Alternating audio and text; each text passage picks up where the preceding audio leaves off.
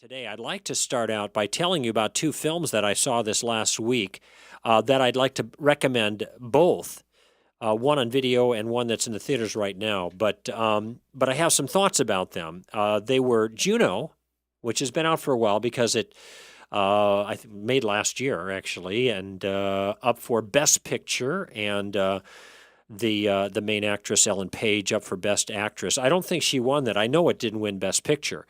But I wanted to see it because it has an adoption theme, and my wife and I are right in the middle of a dramatic and storied adoption tale ourselves, and so we wanted to see how this secular film that was so well done depicted this particular story in the life of this young 16-year-old high school student. And then we also saw a couple of days ago, we saw I want to say the Aslan movie.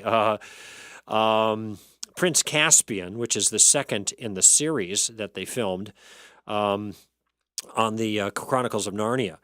And both of them have a kind of a similar, I want to make a similar kind of point about in unique ways for each. First of all, I'll just say simply, and I'm not going to go through a whole analysis of the film and everything. I know that some people didn't like Juno because the characters in there aren't exactly Christian. And the worldview isn't Christian, and nobody's completely attractive in this film. Everyone has their problems. I actually liked it immensely, and I think it's great writing, good storytelling, phenomenal acting. I asked my wife, how can these high school kids act so well? How do they do such a convincing job? I'm thinking of Ellen Page and then the young man who played the father of her child in the film. And then I would look back on their credits and on the Internet Movie Database, and there they were, like they've had 15 or 20 things each, that they're quite experienced, actually. And so I guess that explains it. They worked up to this point. They didn't just start out at this point. But in any event, the story is engaging. But you have to remember this. You are going to be immersed, for many of you, in a world, I should say you are going to be immersed in what is, for many of you, a world you are completely unfamiliar with. This is a world in which, for all intents and purposes, there is no God, there is no objective truth. Abortion is fine. All kinds of sexual experiences at different ages, of different types of experience, these are all fine. There's no question about any of these things. The idea of adopting out, fine, get rid of it. I'll give it to you right now if I could, but we've got to wait 9 months. I mean, there is this attitude that's there that I think will be abrasive to many of you who are raised kind of with a Christian worldview and in the midst of the warmer environment, in a sense, of a Christian community. Let me qualify it again. It's the warmer but more uptight environment of the Christian community. You're not going to find the warmth in this world that Juno lives in, Juno McGuff, the main character, but you're not going to find the uptightness either. So there is a sense in which you are going to take a journey into another world, a world that probably many of your kids, especially if they're the age of Juno, are quite familiar with because they have direct contact with it every day, unless they're homeschooled. So there is kind of a cross-cultural experience here. Now, if you make the shift, if you can, much like what you have to do when you see something like Prince Caspian, you have to go to another world and you have to accept the terms of that other world. And once you accept the terms, the reality, as it were, the rules, as it were, then you can kind of navigate in it. And I think once you do that, first of all, it will be an interesting experience from the perspective of a worldview traveler. You're getting immersed in a different worldview. That at first, the jokes, for example, won't make sense to you. And even some of the language won't make sense. But we actually thought it was kind of clever as we were listening. And being comfortable with the worldview we are placed into, this for the sake of the story, my wife and I enjoyed the characters immensely. And we were a bit surprised to see that it was more even-handed in some senses than we thought it would be. That is, yes, is religion the object of humor? Yes, it is. Do they make religious people, pro-lifers, look a little stupid? Yeah, they do. But the pro-choicers are a little stupid too when you get a look at them too. So we are surprised to see that.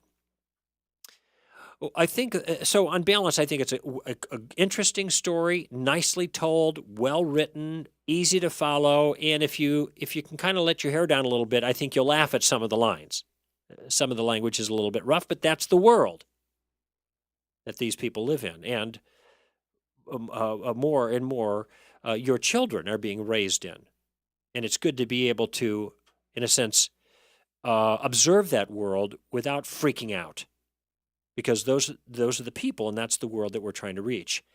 What makes this movie work as a story is a realization, and here's a spoiler coming for you, a mild one, but if you haven't seen the film yet, you may want to turn this off.